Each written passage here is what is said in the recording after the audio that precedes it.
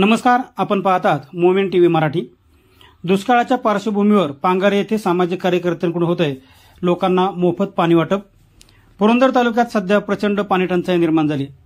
पुरंदर पंचायत समितीच्या वतीने 65 टँकरद्वारे लोकांना पाणी पुरवठा केला जातोय, पण ही यंत्रणा अपुरी पडते। त्यामुळे आता विविध सामाजिक संघटना आणि सामाजिक कार्यकर्ते लोकांच्या मदतीला पुढे येताना दिसतायत।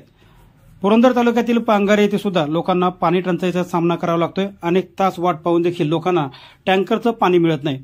त्यामुळे आता येथील सामाजिक कार्यकर्ते संदीप काकडे हे आता लोकांच्या मदतीसाठी पुढे धावून आलेत।